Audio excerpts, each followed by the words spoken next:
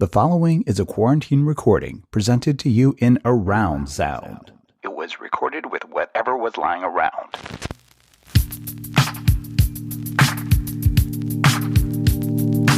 Lady don't take no shit, insist on respect the sister, walk around like a womanish. She won't speak unless it's something worth saying, don't play. The girl take herself so serious, man. People stare curious, man. She got a natural way, her hips sway furious, man.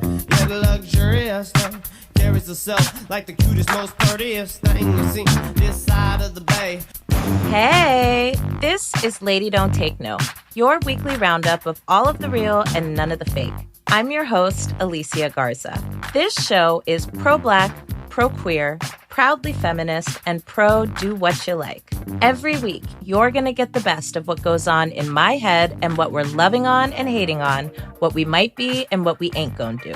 Politics, pop culture, my favorite cheeseburger, we cover it all. We are recording from Oakland, California, which we all know is the center of the known universe, and we are all here on Rona lockdown. It's a weird time, it's a scary time, it's all the kinds of time. But don't worry, we are going to help you pass the time every single week, so be sure to tune in and please tell a friend. Last week was the official AF launch of the podcast. And before we turn it out again today, I just want to take a minute and say thank you for all of the love and support. It means so much to us. And honestly and truly, we love to make content that makes you laugh and warms your heart. So if you want to see more of this podcast, make sure to tell a friend. And also, why not leave a review? We do it for the culture, so the pod is free 99. That's right, free, like let's get free, 99, because we know that stimulus check, it's gotta last. Now, speaking of things that gotta last, we have a very, very special guest on the pod today who knows a little something about endurance, being in it for the long haul, and doing it with joy and intention. One of the things I love about living in Oakland is that this is the birthplace of so many movements that have changed this country for the better. That being said, we are home to some of the most prolific, innovative, brilliant movement makers and status quo shakers that this nation has to offer. While we know that the Black Panther Party was first started in Lowndes County, Alabama, y'all knew that, right? Y'all knew that? The Black Panther Party for self-defense was born right here in Oakland, California. I love that I can run into my sister Angela Davis at the grocery store, or at least we could before the Rona had us on lockdown, or that I can run into our next guest in the waiting room at the doctor's office. That's really what Oakland is all about. I was first introduced to our next guest a few years ago, and thank goodness, because once I spent literally 5 minutes in her presence, I knew that this was someone I wanted in my life forever and ever. And apparently, Creator had the same plans, because now here we are on the pod, getting ready to talk about all the things. Our guest on the pod today is proof that movements never die. They grow, they adapt, they transform, and they expand. She's an educator. For over 10 years, she was the director of the Oakland Community School, founded by the Black Panther Party. She was the first woman and the first Black person to be appointed to the Alameda County Board of Education. She served a 14-year tenure as the leader of the Black Panther Party. She's a former political prisoner, a human rights activist. She's a poet. She is everything. She's Ericka Huggins.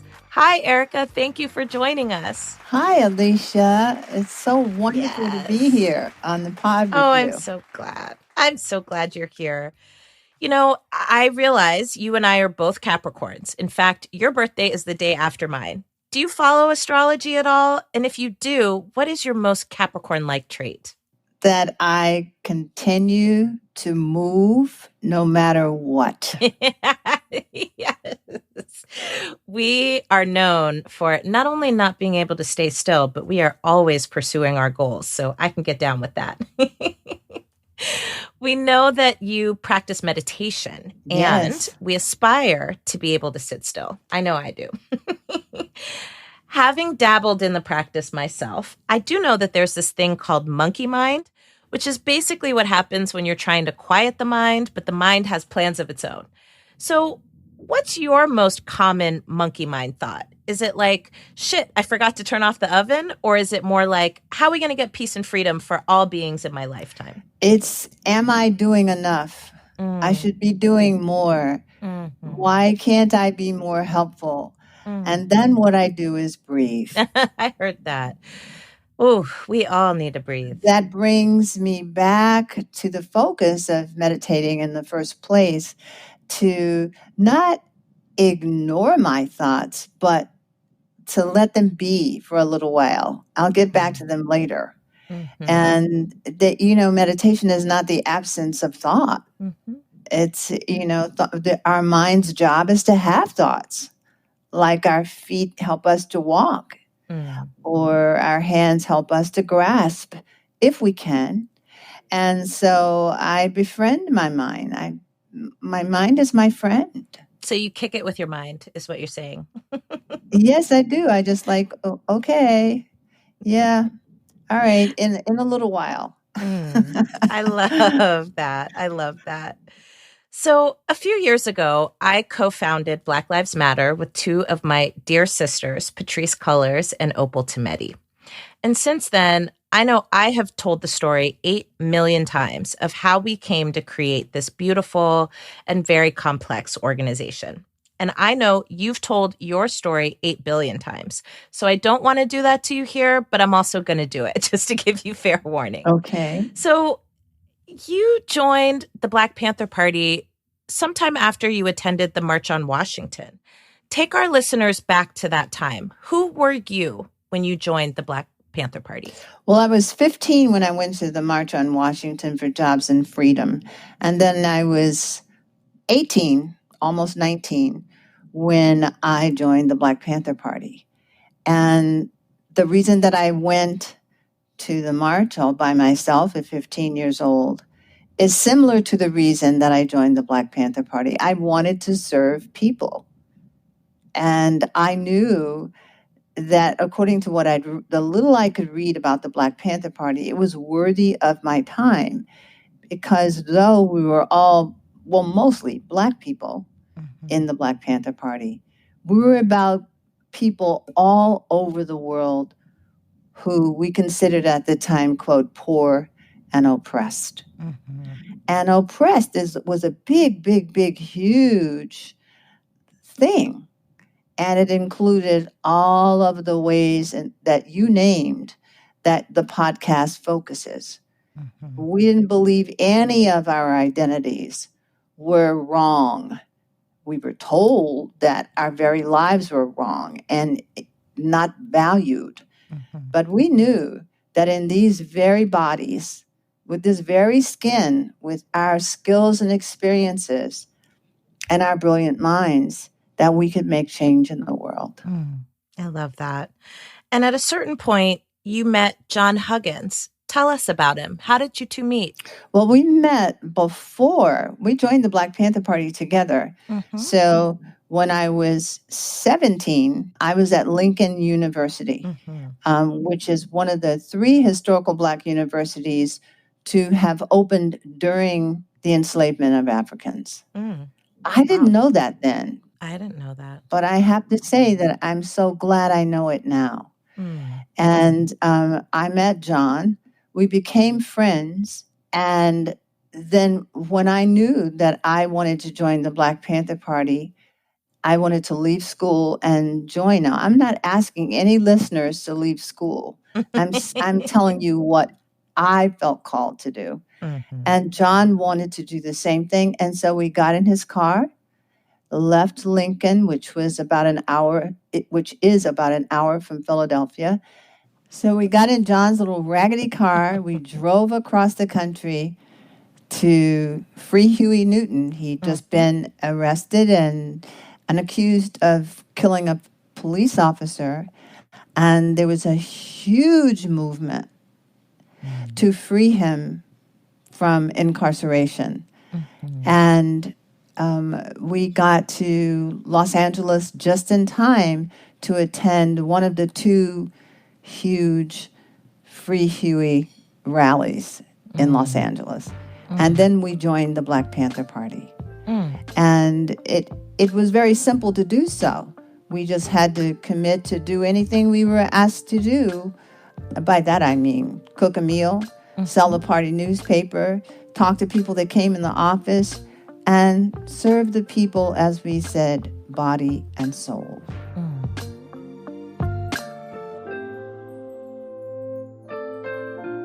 Tell me about John. What was he like? He was one of the freest men I've ever met. He didn't have a lot of ideas about how a man or a woman should behave. He was kind. He was courageous. He was very loving. And he was funny as hell. And he was tenderhearted. And I didn't know it right away, but as we talked about our lives together, I found that he too, had always wanted to serve people, even from elementary school age. So he was first my friend, and then we fell in love and we were married. And I want to say that his life ended too soon. On January 17, in 1969, shortly after my 20th birthday and the birth of our daughter, he was killed on the UCLA campus. He was murdered, actually, on the UCLA campus in broad daylight. And we now know that assassination of John Huggins and Alprentice Bunchy Carter, my dear friend, was orchestrated by the FBI. And this was, just to give our listeners some context, there was some beef, right, between organizations at that time who were fighting for Black liberation. And a lot of that beef would get stirred up or even started, right, through a program called COINTELPRO that the FBI initiated to destabilize some of the growing social movements like that the Black Panther Party helped to usher forward. It intended to destabilize these movements so that they couldn't be successful, right? They used the word neutralize. If that word doesn't give you goosebumps, it ought to. That's right. It does give me goosebumps. When I ask children what they think that word means, they say kill. So it was to discredit, disrupt, and further neutralize all Black liberation movements. And we didn't know that this clandestine operation within the FBI had a name, but we knew that it existed because from very early on, for instance, the organization called US, U.S., and the organization called the Black Panther Party, we were friends. We shared the same office. There was no tension between us. We had different ideologies, but so do lots of people. And then letters that we did not write started to be sent to the US organization. And letters that they did not write started to be sent to the Black Panther Party Los Angeles chapter. But I want to go back to that Free Huey rally. I have a picture that I love. It reminds me of how finding the truth and saying your own truth is so important. There is a picture of the stage for that Free Huey rally. Huey's mother was there, and the man we called Rap Brown was there, Stokely Carmichael, Bunchy Carter, and Ron Karenga of the US organization. And there is a picture of Bunchy and Ron Karenga sitting shoulder to shoulder listening to the speakers. And it tells me that without this attempt to disrupt, discredit, and neutralize, neither one of these organizations would have fallen prey to what infiltration does. And I think that Black Lives Matter knows a bit about this kind of infiltration as well. Yes, we sure do. So, and it's age old. And it is based in fear, the fear that those who need to cede power would be forced to do it. And it's not really like that. You can cede power without giving up everything. Mm-hmm. So here we are. We've got a government-sponsored and government-approved program that is meant to disrupt, discredit, and neutralize organizations that were fighting for the freedom of Black people, the dignity of Black people. Your husband and your best friend was killed as a result of this program. And as if that wasn't enough, a few months later, you were jailed on conspiracy charges. Yes. So at that point, you had basically become an enemy of the state. You had a young daughter. You were jailed. Your daughter was taken from you. And here you are in this cage trying to figure out what's next. So many of our loved ones, as you know, are not necessarily political prisoners, but are certainly in cages. And some of our loved ones don't make it.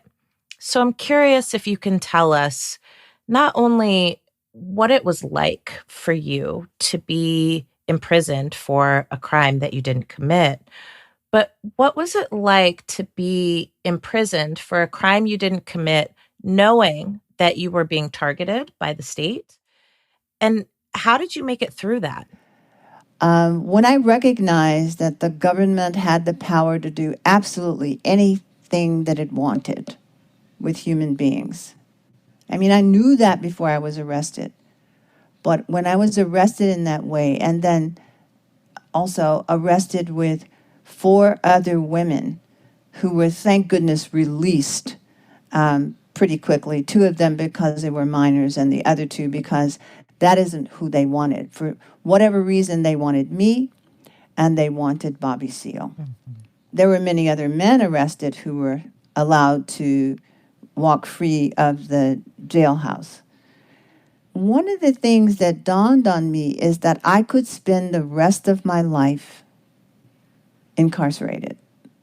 And my baby daughter, who I love so much, John's daughter, John, who I love so much, neither one of them were there. And I knew that I couldn't sit in the cell and have a normal, quote, relationship to myself. I needed something to strengthen me from within. I don't know how I knew to ask one of my lawyers for a book on yoga and meditation.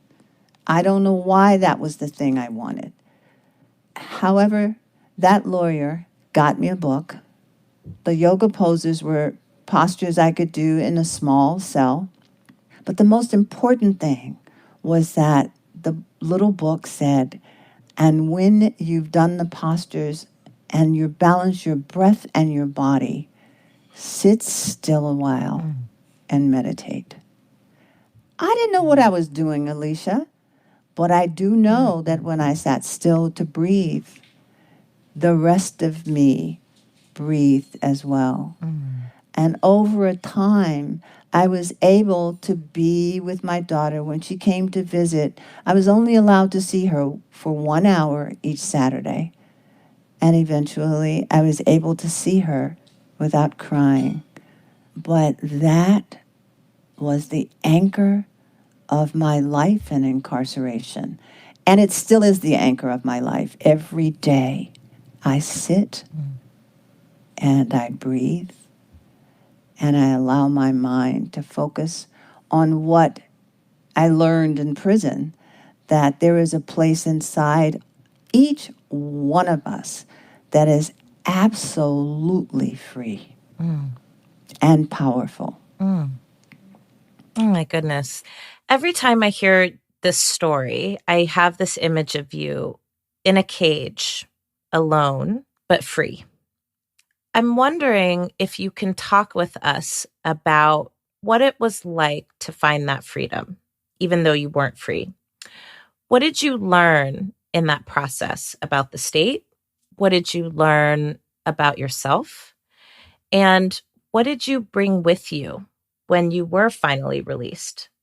Thank you for that question. It's very, it reminds me of what I wrote about while I was incarcerated.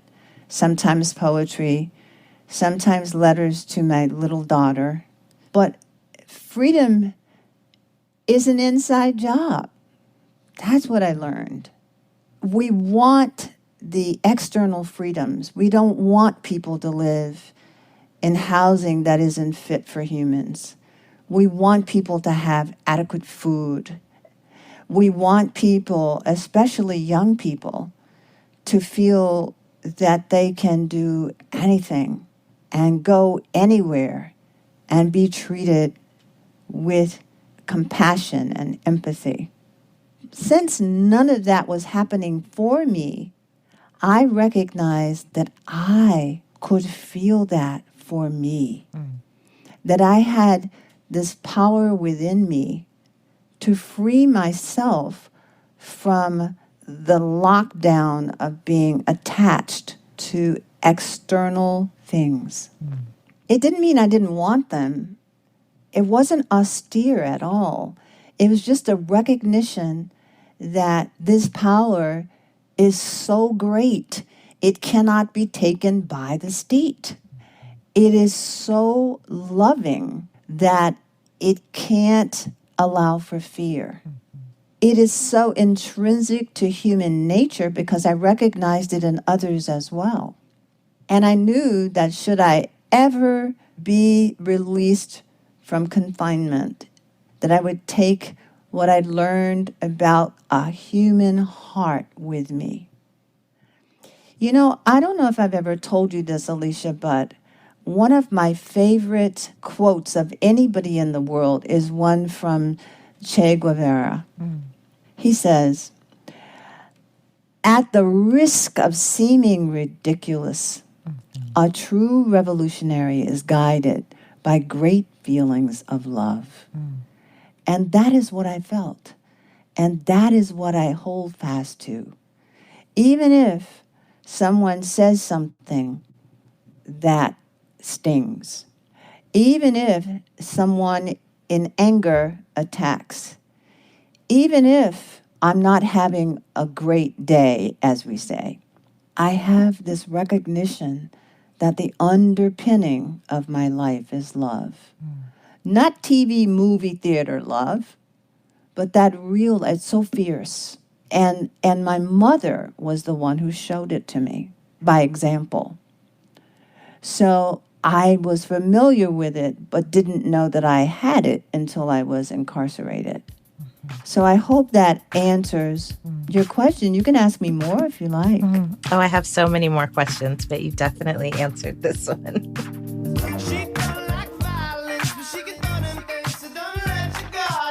I want to switch gears a little bit. You talked about your mother. And, you know, as I was preparing for this show, one of the things that just really struck me is I know what it feels like to lose your best friend. I lost my mother 2 years ago next week. And I was thinking about you, Ericka, and I was thinking to myself, you have had to grapple with grief many, many times over. Not only did you lose your best friend, but you also have lost a lot of comrades along the way, and not from natural causes. Right. What can you tell our listeners about navigating grief and loss? Well, one of the things that I recognized when I was in solitary is that I had a window I could look out of. So I wish I could describe the window in great detail to you, but suffice it to say it was a small window. It had bars on the outside, but I could see out into the prison grounds. This was a women's prison in, rural Connecticut. So the grounds were quite beautiful in a way. Beautiful trees, beautiful land. The United States is so beautiful. And there was this one tree outside my window, a gigantic tree. And it was not an evergreen. So it gave me a sense of the seasons because it was so present with them. And every day I would look out at the tree. And as the seasons changed from spring to summer, I was aware. And as summer became fall, I was aware. And when winter came, I was so aware because the leaves were gone. But the tree wasn't dead. The tree was very much alive. This inspired me to look at my own life in seasons. And grief has seasons. And there's no formula for how long the seasons are and how long it takes for me. I grieved the death of John Huggins for years. And then all of a sudden, 1 year, I was better. And I think that we can understand that death is part of the continuum of life. And that life, if we're born on this planet, is part of that which leads to death. It's not a horrific thing, I've come to know over the years. I didn't understand that at first. But one day, Alicia, I will be gone from this body. And one day, maybe 100 years from now, you'll be gone. But that won't mean that what we do while we're here isn't important. And I think that right now, we can use our time a little bit like I did in solitary. We can look at the purpose of our lives for however long we have them. And we can love the people who've gone on. We can love them immensely, like your mother. I wish I'd known her. She was probably a spectacular human being like yourself. She really was. So we can regard them highly, the people who've gone on, like my mother. When I think of her, she always had these North Carolina things to say about everything, and made me laugh. But she also taught me with these sayings that came right out of the earth. So we don't want to be grieving the loss of the wrong kinds of things, but to allow grief to have its own seasons in us. I think it matures us. I hope I answered your question. It was excellent, as always. Every time I get to spend time with you, I leave thinking about things differently. And I find that at this point in my life, I've been involved in the movement for long enough that I'm not a young G. Yes. But I'm also not an OG. That's right. And I'm now having this experience of being between generations. Yes. My vision is now becoming long, as the old folks would say. And I find myself in the middle of this struggle to hold on to parts of my idealism and optimism, while also having changed my mind a bunch about how the world works and how to change it. So I'm in this position where I'm learning a lot from folks that are coming up, and I'm constantly working to, I think, be a voice of reason while also continuing to encourage that which is unreasonable, because that's actually where change happens, right? So I wonder if you could tell our listeners, Ericka, what's one thing that you've changed your mind about politically?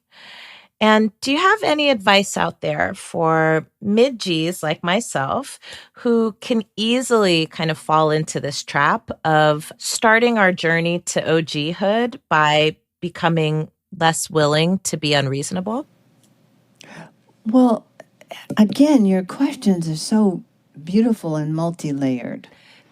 And I think that one of the things that in the 60s and 70s, we had all of these beautiful statements that reflected our understanding of the world and our place in it and our place in history.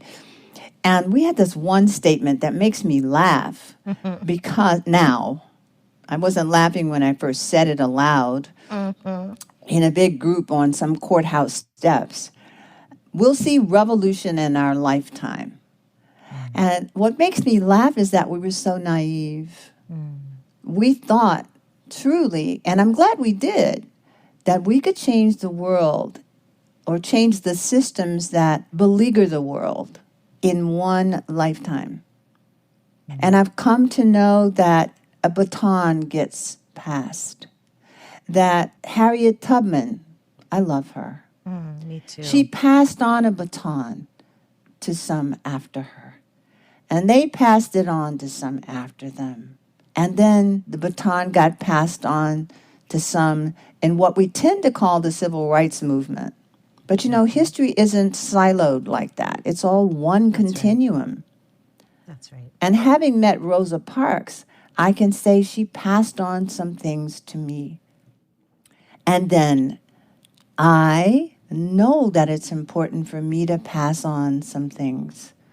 Not as a teacher or something, but just in the way I live my life with the people around me and the call to do the right thing. And so I think that the revolution is a continuum, that it is happening, that we did make an impact, that you are making an impact.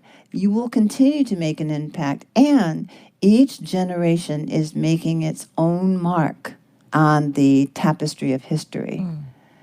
And I spend as much time with young adults as I can.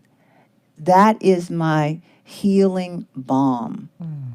I have very little judgment anymore about what people do to uplift others, what people do in the name of freedom. The only thing that I would say is please don't bring further harm. And that's something I also learned while I was incarcerated. So to really be responsible and accountable in your interactions with others, especially the people that you are serving with. And if you make a mistake, say, I am so sorry. And also practice forgiveness for yourself. These are powerful, powerful words. I want to close our show out today. Just if you could offer our listeners some tips. How are you cultivating joy in this moment? And what lessons can our listeners take from your story, which is still very much unfolding, to apply to the times that we're living in right now? There's so many things I want to say, but I guess what I want to mention is to cultivate the attitude of gratitude. Like, if you're having your own particular sorry for myself party, you can think about the fact that you have your life. If you are feeling not so great, you have the opportunity to feel greater. If you're feeling alone and unloved, love yourself. It's not as simple. It might sound too simplistic, but I don't mean it like that. Find out who she is. Find out who he is. I mean, really, with no one looking. And love her, love him. And it's that love I was talking about earlier. It's not bound by time, space, location, and physicality of any kind. It is a powerful force. And once a teenager asked me, what words do you have for me as I walk through this, as I navigate this life? And I said, love is a great power. Use it to transform your world. Ashe.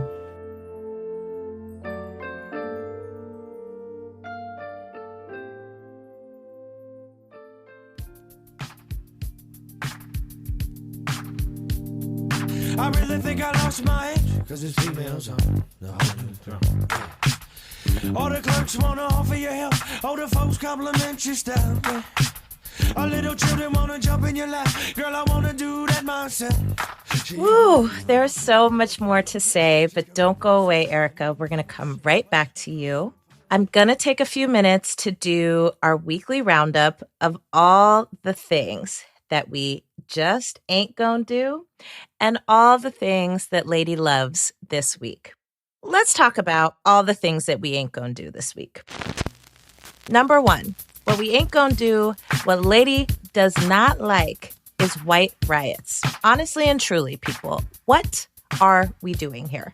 Y'all are putting yourselves and everybody else at risk by demanding your access to that which is killing you and killing us.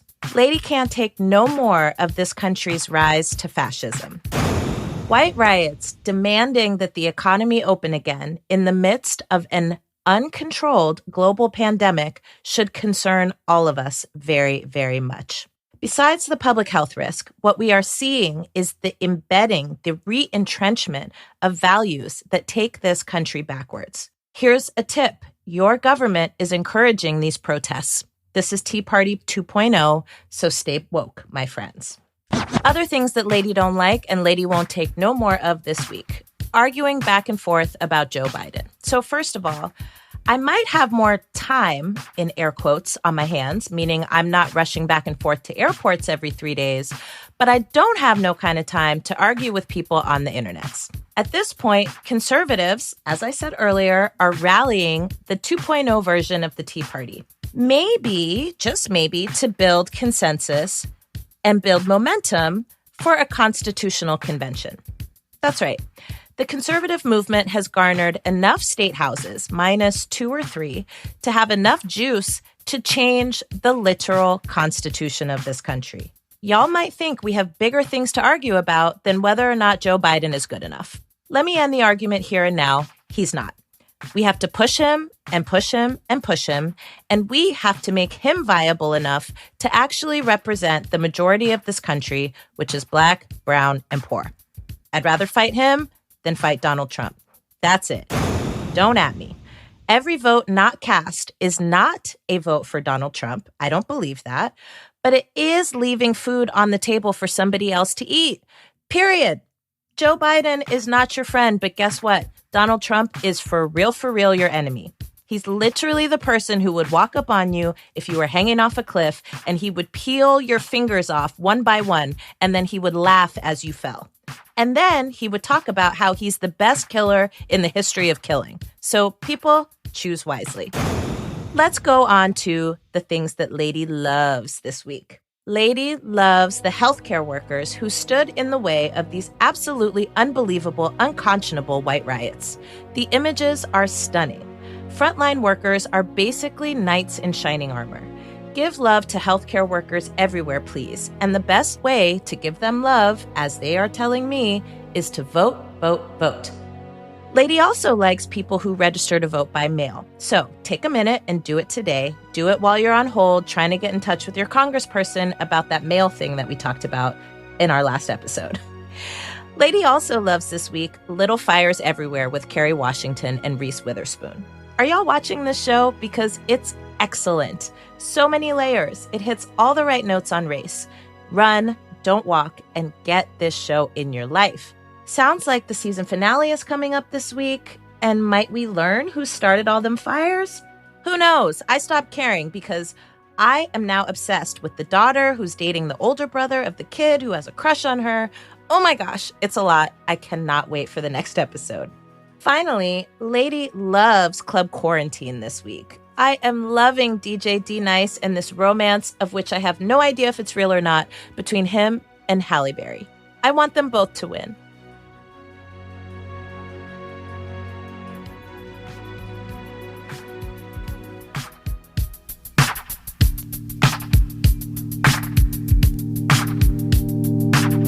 So we've reached the end of our show today, but I will be here every single Friday morning to accompany you where you used to have a commute. Thank you so much, Ericka, for joining us today. And Ericka, if people want to hear more from you, where can they get in touch with you? Well, if people want to reach me, thank you so much, Alicia, by the way, before I go on. It's an honor. Thank you. This is wonderful. It's an honor, and it won't be the last one. All right. So if people want to reach me, they can reach me through my website, erickahuggins.com. Hey. And also on Facebook. Perfect. And Instagram. So you know what? Come through. Yeah, it's important that we stay connected. And as you said, not for those things that are really non-essential. That's right. But for essential connection. Oh, you're so amazing. And we are absolutely honored to have you. And we would love to have you back anytime. And that's all for Lady Don't Take No. We appreciate you for joining us, and we hope to see y'all back with us next week. Please connect with us and let us know what's on your mind, what you like, and what you don't want to take no more of. On Twitter, we're at Lady Take. On Insta, we're at Lady Don't Take No Pod. And we're on Facebook too, so join us. We post ways to do something about everything you hear on our show on our social media. So if we got you amped up today, check out our socials to find out how you can take action. Please subscribe, write us a review, and let the people know what you've heard here today. Our producer is Phil Surkis. Our incredible theme is by Latyrix, and this pod is supported by the Black Futures Lab. I'm your host, Alicia Garza. Remember, hope springs eternal. Women have been running shit since day one. Joe Biden ain't your best friend, but we're picking who we want to fight and on what terrain. If you're not watching Little Fires Everywhere, you're definitely missing out. And nothing good ever comes from white riots. Never has, never will. That's right. I said it because Lady Don't Take No. Love y'all. See you next week. Lady don't take no shit, insist on respect the sister, walk around like a womanish. She won't speak unless it's something worth saying, don't play. The girl take herself so serious, people stare curious, got a natural way, her hips sway.